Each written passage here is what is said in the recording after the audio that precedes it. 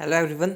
आज हम इस वीडियो में पढ़ने वाले हैं क्लास 11th की जो आपकी बायोलॉजी की बुक है उस बुक से chapter number 10 cell cycle and cell division. Previous video में हमने इस चैप्टर को जो है यहाँ तक हमने कंप्लीट कर लिया था। हमने क्या पढ़ा था प्रीवियस वीडियो हमने फेजेस ऑफ सेल साइकिल हमने डिस्कस किया था। इसमें इंटरफेस हमने डिस्कस किया था। इंटरफेज G1 S और G2 फेज हमने कंप्लीट कर लिया था। उनमें क्या क्या होते हैं, किस चीज़ का सिंथेसिस होता है, ये सारी चीज़ें हमने जो है डिस्कस की थी। हमने कहा डिस्कस किया था G1 फेज में protein synthesis, RNA synthesis, transcription, translation, cell organelles का डुप्लीकेशन होता है। एक्सेप्ट मैंने आपको बताया था माइटोकॉन्ड्रिया एंड क्लोरोप्लास्ट के अलावा जीवन में नहीं होता इन दोनों का। और उसके बाद एस फेज मैंने आपको बताया था डीएनए रेप्लिकेशन होता है मेनली, जो कि डीएनए रेप्लिकेशन होता है आपका मेनली, जो कि किसमें होता है, न्यूक्लियस में होता है। जो सेंट्रियोल डुप्लीकेट करता है आपका साइटोप्लाज्म में होता है। इसमें दो चीज़ें होती हैं। और हिस्टोन्स होते हैं, मैंने आपको बताया था वो भी डबल होते हैं। और G2 फेज में होता है आपके प्रोटीन सिंथेसिस होती है। माइटोकॉन्ड्रिया और क्लोरोप्लास्ट जो है G2 फेज में आपके डबल होते हैं। और प्रोटीन सिंथेसिस में आपके G2 में मेनली किसका होता है, ट्यूबुलिन प्रोटीन, जो कि स्पिंडल फाइबर बनाने में आगे हेल्प करते हैं। तो सारी चीज़ें हमने डिस्कस की थी, कैरियोकाइनेसिस, साइटोकाइनेसिस। और एक मोस्ट इंपॉर्टेंट चीज़ हमने ये भी डिस्कस की थी कि जो आपका डीएनए की जो अमाउंट है एस फेज में जो है डीएनए जो है डबलिंग होगी, डीएनए की डबल होगा, डीएनए एप्लीकेशन होगा। तो इस टाइम पे जो आपकी जो डीएनए की अमाउंट है वो डबल हो जाएगी। हमने कहा था कि जो टू, मान लीजिए हम 2C जो है डिनोट कर रहे हैं तो वो 4C में जो है बदल जाएगी। 2C से कितनी, मान लीजिए जीवन फेज में उसकी 2C अमाउंट है तो एस फेज के बाद उसकी होगी 4C, मतलब डीएनए की अमाउंट डबल हुई है। लेकिन मान लीजिए जीवन फेज में उसका वो है डिप्लॉयड है, सेल जो है डिप्लॉयड है, तो उसके बाद एस फेज के बाद वो डिप्लॉयड ही रहेगा। ये नहीं है कि डिप्लॉयड की जगह वो हैप्लॉयड बन जाएगा एस फेज के बाद। तो हमने ये जो है इंपॉर्टेंट पॉइंट जो काफ़ी इंपॉर्टेंट है डिस्कस किया था हमने यहाँ पे, ये जो है डिस्कस किया था हमने। और यहाँ पे आप ये क्वेश्चन जो है यहाँ पे देख सकते हैं। इसका अगर आपको क्वेश्चन आ रहा है तो आपका ये कॉन्सेप्ट जो है क्लियर है। You have study in mitosis in onion root tip cells, आपने पढ़ा होगा पहले कभी, बट ना पढ़ा तो कोई प्रॉब्लम नहीं। सब मेन जो है क्वेश्चन हमारा आ गया। It has 16 chromosomes in each cell, 16 chromosome है हर एक सेल में। अब क्या क्वेश्चन पूछेंगे, can you tell how many chromosome with the cell have at G one phase, कितने क्रोमोसोम्स जो है आपके पास जो है पाए जाएंगे जो है जीवन फेज पे, वो जो है 16 ही पाए जाएंगे। क्रोमोसोम आफ्टर एस फेज वो भी जो है आपके 16 पाए जाएंगे। और after an phase also, but ये तो क्रोमोसोम्स तो आपके वही पाए जाएंगे जितने हैं 16। लेकिन क्या होगा, सॉरी, यहाँ पे जो आपके जो जीवन फेज में 16 पाए जाएंगे, लेकिन क्या होगा, क्रोमोसोम जो है यहाँ पे 32 हो जाएंगे एस फेज में, आफ्टर एस फेज में 32, और आफ्टर एन फेज में भी 32, तो इतने ही रहेंगे। लेकिन डीएनए कंटेंट की बात करें तो जीवन फेज में मान लीजिए यहाँ पे 2C से ही हमें डिनोट करना है, तो जीवन फेज में 2C होगा। आफ्टर एस फेज क्या हो जाएगा, 4C हो जाएगी, डीएनए की डबलिंग हो जाएगी। और G2 फेज में भी आप जो है G2 फेज में भी 4C जो है हमें दिखेगा। ये यहाँ पे जो है इंक्रीज होगी, डीएनए की अमाउंट डबल होगी। सो आई आपको एक क्लियर हुआ होगा। तो आगे देखते हैं। तो यहाँ पे हमने देखा कि 2N से जो है 2N ही यहाँ पे मान लीजिए डिप्लॉयड है तो डिप्लॉयड ही रहेगा।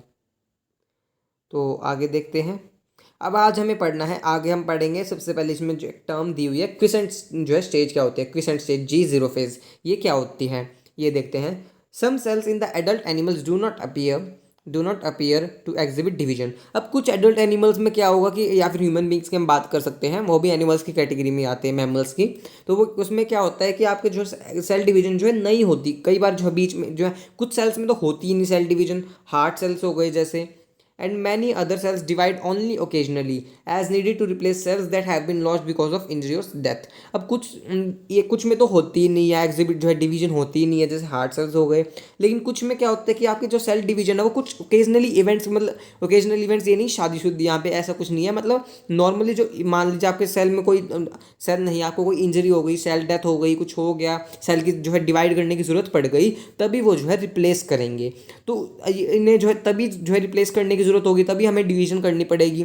तो उस दौरान क्या होगा, दीज सेल्स, ये जो सेल्स है जो आगे डिवाइड नहीं करेंगे, these cells that do not divide further exit G1 phase to enter an inactive stage called quiescent stage of the cell cycle. तो ये क्या होगा कि जो आपका सेल है ये आगे डिवाइड एग्जिट कर देगा G1 फेज। एग्जिट मतलब ये नहीं छोड़ देगा, आगे कभी डिवाइड ही नहीं करेगा, वो डिवाइड करेगा, बट उसे जो है जब रिक्वायरमेंट होगी, कभी चोट लग गई या फिर कोई सेल डेथ हो गया, कोई और रिक्वायरमेंट होगी बॉडी में, तभी वो जो है डिवाइड करेगा। किसी ओकेजनली, यहाँ पे इसलिए लिखा हुआ है किसी जो है हमें जो है ज़रूरत पड़ेगी जब, तो किसी ओकेजनली जो है जगह पे यहाँ पे हमें ज़रूरत पड़ेगी तभी जो है डिवाइड करेंगे। तो यहाँ पे क्या होगा, सेल आपका जो है आगे जीवन फेज में आने के बाद जो है आगे उसको छोड़ देगा। और छोड़ देगा मतलब जीवन फेज को वहीं पे जो है क्विट कर देगा, एग्जिट कर देगा, मतलब रोक देगा, वहीं पे आगे नहीं बढ़ेगा वो। और इन एक्टिव स्टेज में जो है हो जाएगा। इनएक्टिव से एक्टिव दोबारा हो सकता है जब, लेकिन जब होएगा जब उसे जरूरत होगी। सो आई आपको क्लियर हुआ होगा, जिसे हम क्या कहेंगे, क्विसेंट, जिसे हम क्या कहेंगे, क्विसेंट स्टेज कहेंगे। या फिर जी जीरो फेज कह सकते हैं। Cells in this stage remain metabolically active. देखिए यहाँ पे यही पॉइंट लिखा हुआ है, मेटाबॉलिकली तो एक्टिव रहेगा, मतलब क्या हो गया कि जब सेल को जो है जब डिवाइड करने की जरूरत हो कि वो डिवाइड हो सकता है, मेटाबॉलिकली एक्टिव है, but no longer proliferate unless called on to do so depending on the requirement of the organism. लेकिन वो करेगा नहीं डिवाइड, जब तक कब तक नहीं करेगा, जब तक जो है ऑर्गेनिज्म की रिक्वायरमेंट नहीं होगी, उसे ज़रूरत नहीं होगी, तब वो जो है वो डिवाइड नहीं करेगा। सो आई आपको जी जीरो फेज जो है क्लियर हुआ होगा। तो ये PYQs में जो है इंपॉर्टेंट है, क्वेश्चन भी आया है, मतलब मैच द फॉलोइंग में अलग से जो क्वेश्चन नहीं पूछा हुआ है जी जीरो फेज क्या है, बट मैच द फॉलोइंग में जी जीरो जो है तो उसमें था। तो ये जो है इंपॉर्टेंट है, इसको भी करिएगा, इंपॉर्टेंट है, हाईलाइट कीजिएगा। अब कुछ एनिमल्स में क्या होता है, in animals mitotic cell division only seen in diploid somatic cells. अब कुछ में क्या होता है कि जो आपकी जो माइटोटिक डिवीजन होती है सिर्फ वो जो है डिप्लॉयड जो है सोमेटिक सेल्स में जो है पाई जाती है।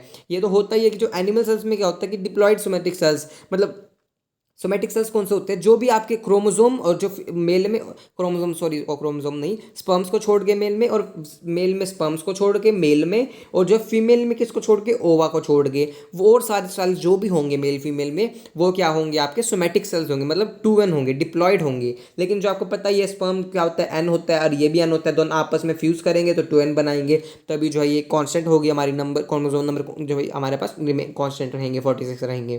तो मेल फीमेल जो है, जो कि जिसमें एन होता है, सिर्फ दो ही जगह होता है, मेल में, फीमेल में, स्पर्म्स में और ओवा में, उनके अलावा जो भी हमारी बॉडी में सेल्स सारे, उन्हें हम सोमेटिक सेल्स कहते हैं, और उन दो को हम कहते हैं जर्माइनल सेल्स कहते हैं। तो इसमें माइटोटिक सेल्स डिवीजन में क्या होगी, सिर्फ डिप्लॉयड सोमेटिक सेल्स में जो है डिप्लॉयड जो है बनेगा हमारे पास सेल। लेकिन कुछ एक्सेप्शंस भी हैं यहाँ पे, इंपॉर्टेंट है ये काफ़ी। There are few exceptions to this where haploid cells divide by mitosis, जहाँ पे हैप्लॉइड मतलब जिसकी जो है एन जो है प्लॉइडी क्या है, एन है। प्लॉइडी मतलब क्या है, एन है। प्लॉइडी मतलब क्या होगा कि एन है या 2n, इसी को हम प्लॉइडी कहेंगे, PLOI प्लॉइडी कहेंगे। तो उसकी क्या है, एन है, मतलब क्या हो गया 26 क्रोमोसोम्स है उसके पास सिर्फ। तो उसमें क्या होगा कि हमारे पास वैसे तो माइटोसिस में किस में होती है, जो 2n होता है उसमें ही माइटोसिस होती है, लेकिन कुछ एक्सेप्शंस है जहाँ पे कि माइटोसिस जो है एन में भी होती है, मतलब 23 क्रोमोसोम्स में, 46 में नहीं, 23 में भी होती है। अब एक्सेप्शन में एग्जाम्पल कौन सा दिया हुआ है एनसीईआरटी में, मोस्ट इंपॉर्टेंट है मेल हनी बीज। कौन सा हो गया, मेल हनी बीज इसका एग्जाम्पल हो गया। Against this the plants can show mitotic division both haploid and diploid cells. अब इसके अलावा क्या हो सकता है, प्लांट जो माइटोटिक डिवीजन जो है दोनों में दिखा सकता है, हैप्लॉइड में भी और डिप्लॉइड में ही। हमने चैप्टर नंबर 3 में पढ़ा था, तो उसके बारे में भी आप जो है चैप्टर नंबर 3 में जाके रिवाइज कर सकते हैं, उसमें भी आप जो है देख सकते हैं कौन से स्टेजेस में यहीं पे लिखा हुआ है, कौन से स्टेज में हैप्लॉइड डिप्लॉइड देखने को मिलता है। तो यहाँ पे यही लिखा हुआ है। तो मैंने चैप्टर 3 पढ़ाया हुआ है, अगर आपको देखने का वीडियो चैनल में जाके देख सकते हैं, लेकिन अगर आपने पढ़ रखा है तो आप एक बार चैप्टर 3 में जाके देख सकते हैं। तो चलिए स्टार्ट करते हैं हम एम फेज। तो हमने जो है ये जो हमने कंप्लीट कर लिया इंटरफेज, जिसमें कि हमने पढ़ा था 95% जो है प्रिपरेशन ही होगी, सेल ने जो है प्रिपरेशन ही की 95% हमने पढ़ लिया। उसके बाद जो एम फेज होगा, जिसमें सबसे पहला क्या होगा, एम फेज में क्या होगा, कैरियोकाइनेसिस। कैरियोकाइनेसिस मतलब न्यूक्लियस का डिवीजन। अब न्यूक्लियस के डिवीजन के लिए कौन कौन से इसमें होंगे, अभी आगे पढ़ते हैं, प्रोफेज, मेटाफेज, एनाफेज, टीलोफेज। अब उससे पहले एक टर्म देखते हैं, इक्वेशनल डिवीजन है। मैंने चैप्टर के स्टार्टिंग में थोड़ा बहुत आपको इसके बारे में बताया था, माइटोसिस मियोसिस को हम क्या कहते हैं। This is the most dramatic period of the cell cycle involving a major. इसमें काफ़ी सारे जो इवेंट जो मेनली इसमें ही होते हैं, होता तो सिर्फ 5% ही हिस्सा है सेल डिवीजन का, सिर्फ 1 घंटे में हो जाता है, बट मोस्ट ड्रामेटिक पीरियड इसलिए कहा है क्योंकि काफ़ी सारे जो इसमें इवेंट जो है मतलब ज़्यादा इवेंट जो है इसमें ही होते हैं, ना कि इंटरफेस में। ज़्यादा टाइम जो इवेंट्स इसमें ही होते हैं, involving a major recognisation of virtually all the components of the cell since. अब यहाँ पे एक देखिए इक्वेशनल डिवीजन जो आपका माइटोसिस है, एम फेज मतलब यहाँ पे माइटोसिस की बात करें तो माइटोसिस फेज, इसे हम कहेंगे माइटोसिस को हम कहते हैं इक्वेशनल डिवीजन। इक्वेशनल डिवीजन क्यों कहाँ देखते हैं, वैसे मैं आपको पहले बता ही देता हूँ। इक्वेशनल इसलिए कहा है क्योंकि हम जो 2n से जो आपकी 2n ही बनेगी, जो प्लॉइडी है जो आपकी 2n है, तो उससे क्या बनेगी, आपकी 2n ही प्लॉइडी बनेगी, आपकी जो 2n से जो है n नहीं बनेगी। जब 2n से n बनेगी उसमें क्या होगी, 2n से n बनने में मियोसिस होगी, एक्सेप्शन को छोड़ के नॉर्मली हम बात करें तो मियोसिस होगी। उसमें क्या होगी, ME लिख देता हूँ, मियोसिस होगी, जिसमें 2n से n बनेंगे, 46 क्रोमोसोम से 23 बनेंगे, जिसमें स्पर्म्स और ओवास में जो है ये मियोसिस यही होती है, उसे हम जो है रिडक्शनल डिवीजन कहते हैं। बट यहाँ पे इसकी बात करें इक्वेशनल डिवीजन की, 2n से जो आपकी प्लाइडी जो 2n है तो 2n ही रहेगी जो है क्रोमोसोम की डिवीजन के बाद भी। Since the number of chromosomes in the parent and progeny cells is the same. ये जो आपके जो नंबर ऑफ क्रोमोसोम्स है जो पेरेंट और प्रोजेनी सेल्स, जो पेरेंट सेल है, जो सेल है ये वाला, तो आगे जिससे प्रोजेनी सेल्स मतलब आगे वाले जो सेल्स बनेंगी उसमें भी क्या होगी, सेम रहेगी। मान लीजिए इसमें जो है 2n है, तो इससे जो दो सेल्स बनेंगी वो भी 2n होगी। ये तो हम देखेंगे कैसे जो है 2n से 2n ही कैसे रहती है, इसके बारे में देखेंगे, बट ये क्या होगी, 2n ही रहेगी। So it is also called the equational division, इसलिए हम क्या कहेंगे, इसे इक्वेशनल डिवीजन कहेंगे। सो आई होप आपको क्लियर हुआ होगा। Though for the convenience, mitosis has been divided into 4 stages of nuclear division, karyokinesis। जो आपकी न्यूक्लियर डिवीजन होते हैं, जो हमने पढ़ा था कल, अभी मैंने आपको बताया, न्यूक्लियर डिवीजन मतलब कि कैरियोकाइनेसिस, न्यूक्लियस का डिवीजन होगा, उसे हम क्या कहेंगे, कैरियोकाइनेसिस। तो न्यूक्लियस का डिवीजन जो है आगे जो है 4 स्टेजेस में जो है न्यूक्लियस का डिवीजन जो है कंप्लीट होता है हमारे पास। ये स्टेजेस को हमने सिर्फ नाम दे दिया कि हाँ भाई ये वाला स्टेज है, ये वाला स्टेज है, ये पर्टिकुलरली हमने सिर्फ नाम दे दिया, मतलब ये सारे स्टेजेस जो है सेल में 1 बाय 1 चल रहे हैं, तो हमने पर्टिकुलर इन स्टेजेस को नाम दे दिया। It is very essential to understand the cell division is a progressive process and very clear cut lines cannot be drawn between various stages। तो हमें जो है डिटेल में पढ़ना पड़ेगा, एनसीईआरटी यही कह रहा है, तो हम बिल्कुल छोटी छोटी 1-2 लाइन में इनको कंप्लीट नहीं कर सकते, हमें डिटेल में इसके बारे में पढ़ना पड़ेगा। Karyokinesis involves 4 stages. जब कैरियोकाइनेसिस न्यूक्लियर डिवीजन, हम इनको जो है माइंड में बिल्कुल गांठ बांध लीजिए, कैरियोकाइनेसिस मतलब न्यूक्लियर डिवीजन। तो कैरियोकाइनेसिस में क्या कौन कौन से स्टेजेस आते हैं, सबसे पहला होगा प्रोफेज, फिर होगा मेटाफेज, फिर होगा एनाफेज, फिर होगा telophase. Prophase, metaphase, anaphase and telophase, ये 4 स्टेजेस जो है होंगे। अब इनको लाइन बाय लाइन सबसे पहले हम ये पढ़ेंगे, फिर ये पढ़ेंगे, फिर ये prophase, metaphase, anaphase, telophase, line by line हम पढ़ेंगे इनको माइटोसिस में। अब जो है इसको जो है पढ़ाने से पहले आपको एक चीज़, क्रोमोसोम बनता कैसे है। क्रोमोसोम वैसे मैंने आपको उसके जो है न्यूक्लियस के जो मैंने आपको प्रीवियस वीडियो में पढ़ाया, प्रीवियस चैप्टर में पढ़ाया था, तो उसमें बताया था क्रोमोसोम कैसे बनता है और उसके क्या क्या टाइप्स होते हैं, सारी चीज़ें, बट थोड़ा सा एक बार बता देता हूँ। जो आपका जो मैंने आपको बताया, ये जो आपका जो डीएनए होता है, आपका जो डीएनए होता है, ये आपका इस यहाँ पे अच्छे से बना, ये डीएनए होता है, ऐसे बना लेते हैं। जो आपका डीएनए होता है ये हो गया आपका डीएनए, डीएनए ये आपका हो गया डीएनए। तो इसमें क्या होंगे, कुछ हिस्टोन्स लगे होंगे, इस तरह से हिस्टोन्स जो है लगे होंगे, हिस्टोन प्रोटीन मैंने आपको बताया था, कुछ प्रोटीन्स होते हैं जिन्हें हम हिस्टोन प्रोटीन्स कहते हैं, कुछ हिस्टोन्स प्रोटीन लगेंगे। फिर वो क्या होंगे, जो है थोड़े से जो है क्रोमैटिन बनाएंगे, मतलब जो है थोड़े कंडेंस होंगे, क्या होंगे, कंडेंस होंगे। यहाँ पे जो है आगे क्या होगा, इसमें थोड़ा कंडेंसेशन स्टार्ट हो जाएगा। कंडेंसेशन, ये जो थोड़ा लेस एल सी लिख देता हूँ, इसमें क्या होगा, लेस कंडेंसेशन होगा। क्या होगा, लेस कंडेंसेशन होगा। ये वाला कौन सा है, लेस कंडेंसेशन है, जिसे हम क्या कहेंगे, यू क्रोमैटिन, जिसे हम क्या कहेंगे, यू क्रोमैटिन। यू क्रोमैटिन, ई लिख देता हूँ, यू क्रोमैटिन, ई यू लगा दे और आगे क्रोमैटिन, यू क्रोमैटिन कहेंगे, जिसमें जो है आपका डीएनए जो है आगे क्रोमैटिन की फॉर्म में तो है, लेकिन ये लेस्ट कंडेंस है, इसमें जो है कंडेंस कम हुआ है, और आगे बिल्कुल ही जो है आपका कंडेंस हो जाएगा उसे, ये जो है आपका मोर कंडेंस हो गया, एमसी लिख देता हूँ, मोर कंडेंस हो गया। इसे हम कहेंगे हेट्रोक्रोमैटिन, हेट्रोक्रोमैटिन। ये पीवाईक्यू का क्वेश्चन है, इसलिए मैं आपको उसको बता रहा हूँ, और वैसे भी ये कॉन्सेप्ट जो है अच्छा होना चाहिए आपका। फिर ये मोर कंडेंस हो गया, इसे हम कहेंगे हेट्रोक्रोमैटिन। ये पूरा क्या है, जो लेस कंडेंस, मोर कंडेंस, ये जो है यू क्रोमैटिन और हेट्रोक्रोमैटिन को, ये पूरा क्या है, क्रोमैटिन है एक तरह से। इसमें भी क्रोमैटिन में आपके 2 टाइप होगी, यू क्रोमैटिन जिसमें लेस कंडेंस है, मोर कंडेंस है, उसे हम कहेंगे हेट्रोक्रोमैटिन। फिर उसके बाद रेस कर देता हूँ, ये जो आपका जो आपका उसके बाद क्या हो गया, ये जो आपका मोर कंडेंस हो गया, हेट्रोक्रोमैटिन, एच लिख देता हूँ, HC, हेट्रोक्रोमैटिन, वो आपका फिर क्या बनेगा, क्रोमोसोम बनेगा। ऐसे जो आपका क्रोमोसोम बन जाएगा, ऐसे जो आपका क्रोमोसोम बन जाएगा, ये इस तरह से, ये क्या बन जाएगा, फिर क्रोमोसोम बन जाएगा ऐसे। सो आई आपके क्लियर हुआ होगा किस तरह से हमने डिस्कस किया। डीएनए, फिर लेस कंडेंस हो, जिस पे हिस्टोन्स होते हैं, फिर आगे लेस वो कंडेंस होगा, लेस कंडेंस होगा यूक्रोमैटिन, मोर कंडेंस होगा, मोर कंडेंस होगा तो हेट्रोक्रोमैटिन, फिर आगे किस में बन जाएगा, वो क्रोमोसोम में। तो इसके बारे में पढ़ते हैं। प्रोफेज जो है सबसे पहले हम डिस्कस करते हैं। एक बार मैं आपको बता देता हूँ प्रोफेज में क्या होता है। प्रोफेज में क्या होता है, सबसे पहले प्रोफेज में पढ़ते हैं क्या क्या क्या क्या चीज़ें होती हैं। प्रोफेज में क्या होता है, आपका जो आपका ये मान लीजिए सेल हो गया आपका, इसमें क्या होगा, आपकी जो क्रोमोसोम मटेरियल है आपका, जो कंडेंस हो, जो डीएनए है वो आगे कंडेंस होना स्टार्ट हो जाएगा, इस तरह से थोड़ा थोड़ा जो है कंडेंस होना जो है स्टार्ट हो जाएगा, इस तरह से क्रोमैटिन मटेरियल जो है, जो क्रोमोसोम में जो है बनना हो जाएगा, बिल्कुल जो है क्रोमोसोम जो है इसमें बनना स्टार्ट हो जाएगा, कंडेंस होके बिल्कुल इसमें जो है क्रोमोसोम जो है बनना स्टार्ट हो जाएगा। इसमें कंडेंस हो गया क्रोमोसोम, फिर वो क्रोमोसोम में बदलेगा। और क्या होगा इसमें, कि इसमें जो है क्रोमैटिड्स जो है अटैच होंगे। और क्या होगा इसमें, क्रोमैटिड्स भी, जो आपके जो क्रोमैटिड्स होते हैं वो इस पर जो है सेंट्रोमियर पे अटैच होंगे। इसमें देखिए इस तरह से, यहाँ पे जो क्रोमैटिड जो है यहाँ पे अटैच होंगे इस तरह से। तो एक बार इसको रीड करते हैं पहले। Prophase which is the first stage of karyokinesis, जो प्रोफेज होता है, जिसकी जो है सबसे पहली वाली स्टेज होती है, कैरियोकाइनेसिस की पहली फेज होती है, प्रोफेज मैंने आपको बताया माइटोसिस की, follows the S and G2 phase of interphase, S और G2 फेज को जो है आगे फॉलो करती है। Interphase in S and G2 phases the new DNA molecules formed are not distinct but intertwined। जो आपके एस और G2 फेज में क्या होते हैं, जो न्यू डीएनए मॉलिक्यूल्स है वो जो है बिल्कुल सेम नहीं होते बट इंटरट्विंड होते हैं, कॉपी करे हुए होते हैं।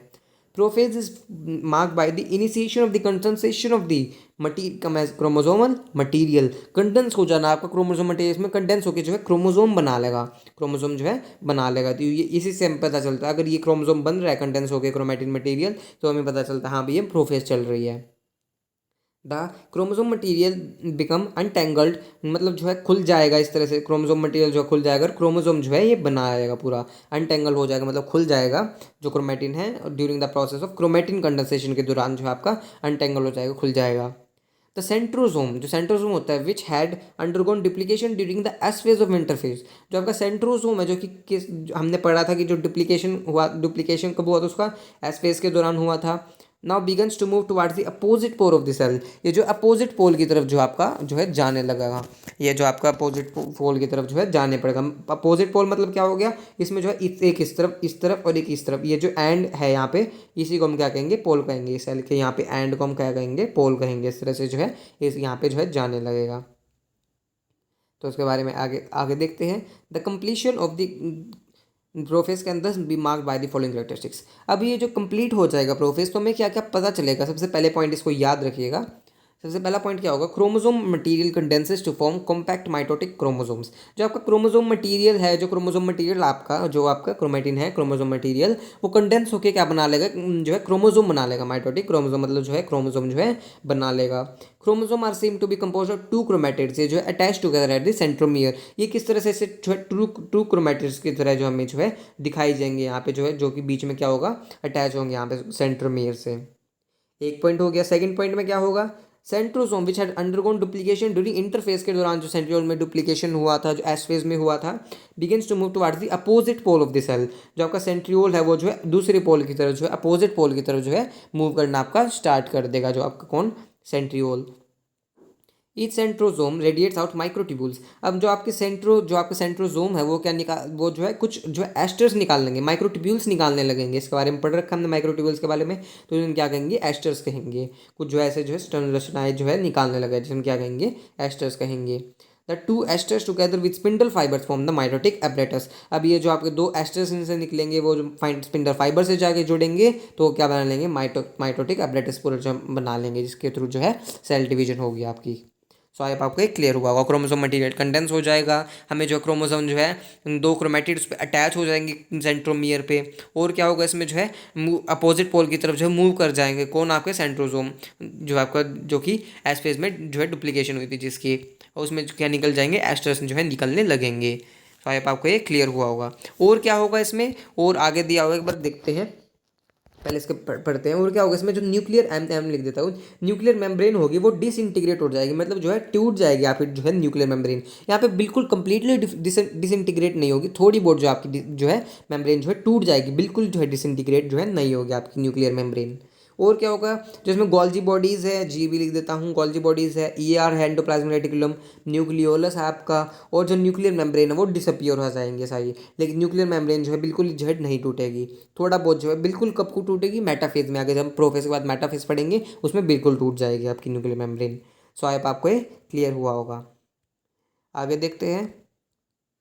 सेल्स एट द एंड, यहीं पे लिखा हुआ है यही सब, at the end of the prophase when viewed under the microscope, जब माइक्रोस्कोप के नीचे देखेंगे, do not show Golgi complex, मतलब ये गोल्गी कॉम्प्लेक्स जो है इसमें डिसअपियर हो जाएगा, ई आर भी, एंडोप्लाज्मिक रेटिकुलम भी, न्यूक्लियस भी, और न्यूक्लियर एनवलप, बट इसमें आप यहाँ पे लिख सकते हैं लेस, यहाँ पे लिख सकते हैं आप लेस, मतलब न्यूक्लियर एनवलप जो आपका न्यूक्लियर मेम्ब्रेन है जो आपकी वो कम टूटेगी, इसमें डिसइंटीग्रेट जो है थोड़ी कम होगी, डिसइंटीग्रेट। अब बिल्कुल कंप्लीट डिसइंटीग्रेशन देखिए यहाँ पे लिखा भी हुआ है यार, ये सबसे पहले 9 मेटाफेज में कि कंप्लीट डिसइंटीग्रेशन जो आपका इसमें ही होगा, ये देखिए यहाँ पे लिखा हुआ है। तो आगे मेटाफेज में जो है कंप्लीट डिसइंटीग्रेशन होगा। सो अब आपको समझ आ गया होगा, प्रोफेज हमने जो है पढ़ लिया। उससे पहले हमने G0 फेज देखे, इक्वेशनल डिवीजन क्या होती है, माइटोसिस हम क्यों कहते हैं, क्या होती है। तो आज इस वीडियो में इतना ही पढ़ेंगे, आगे हम मेटाफेज, एनाफेज, टीलोफेज, सारे जो है कवर करेंगे। तो एक बार जो कि रिवीजन कर लेते हैं, हमने प्रोफेज में क्या पढ़ा, इसमें क्या पढ़ा हमने। मेनली क्या पॉइंट पढ़ेगी, क्रोमोसोम मटेरियल जो कंडेंस होकर आपके क्या बना लेगा, क्रोमोसोम्स बना लेगा। और क्रोमोसोम्स पे क्या होंगे, दो क्रोमैटिड्स जो उस पर अटैच होंगे। क्या होंगे, दो क्रोमैटिड्स उस पर जो है अटैच होंगे। और क्या होगा इसमें जो है सेंट्रोजोल जो कि मूव जो है दूसरे जो है अपोजिट पोल में जो है मूव कर जाएगा। और उससे क्या निकलेंगे, माइक्रोट्यूब्यूल्स जो है निकलेंगे। रेडिएट मतलब निकलना, निकलेंगे जो हम क्या कहेंगे, जो है एस्टर्स कहेंगे। सो आई आपको क्लियर हुआ होगा। न्यूक्लियर मेम्ब्रेन डिसइंटीग्रेट हो जाएगी, कंप्लीट डिसइंटीग्रेशन मेटाफेज में होगा। सो आई आपको क्लियर हुआ होगा। और जो है ER डिसअपियर हो जाएगा, गोल्जी कॉम्प्लेक्स, न्यूक्लियोलस और न्यूक्लियर एनवलप ये साइड से जो है डिसअपियर हो जाएंगी। सो आई आपको क्लियर हुआ होगा। सो अगर आपको वीडियो अच्छी लगी, वीडियो को लाइक कीजिएगा, मेरे चैनल को सब्सक्राइब कीजिएगा और मुझे कमेंट करके बताइएगा आपको वीडियो कैसी लगी। तो मिलते हैं नेक्स्ट वीडियो में। नेक्स्ट वीडियो में आगे हम जो है कवर करेंगे मेटाफेज, एनाफेज, टीलोफेज, तो जो है अच्छे तरह से कवर करेंगे। तो एक एक मिनट रुकिएगा, यहाँ पे हम जो एक बार डायग्राम भी इसको देख लेते हैं। देखिए यहाँ पे जो कंप्लीट डिसइंटीग्रेशन जो है नहीं हुआ है। देखिए यहाँ पे थोड़ा बहुत न्यूक्लियर मेम्ब्रेन का जो है डिसइंटीग्रेशन हुआ है। देखिए यहाँ पे जो कंडेंसेशन होने लग गया क्रोमोसोम मटेरियल का। और क्या होगा यहाँ पे जो है, यहाँ पे भी जो है क्रोमोसोम की तरह जो है यहाँ पे बनने लग गए इस तरह से। और यहाँ पे देखिए कंप्लीट डिसइंटीग्रेशन जो है नहीं हुआ है आपका न्यूक्लियर मेम्ब्रेन का। ये अर्ली प्रोफेज है, मतलब जो प्रोफेज दो टाइप होता है, अर्ली और लेट प्रोफेज। अर्ली में जो है ये वाला होता है आपका, जो थोड़ा यहाँ पे जो थोड़ी कम टूटती है मेम्ब्रेन, इसमें थोड़ी और ज़्यादा टूट जाती है मेम्ब्रेन। और क्या होगा, इसमें क्रोमोसोम जो है कंडेंस होना स्टार्ट हो जाएगा। और लेट में क्या होगा, लेट प्रोफेज में न्यूक्लियर मेम्ब्रेन जो है डिसइंटीग्रेशन हो जाएगी। और जो है और ज़्यादा जो आपको क्रोमोसोम मटेरियल देखिए यहाँ पे देख सकते हैं कंडेंस हो जाएगा। इसमें जो है लेस कंडेंस होगा, इसमें कम टूटेगी, जो है डिसइंटीग्रेट कम हो गया। आप आई होप आपको क्लियर हुआ होगा, जो आपको डिसइंटीग्रेशन जो है कम होगा यहाँ पे न्यूक्लियर एनिमल। तो आई होप आपको क्लियर हुआ होगा। तो मिलते हैं नेक्स्ट वीडियो में।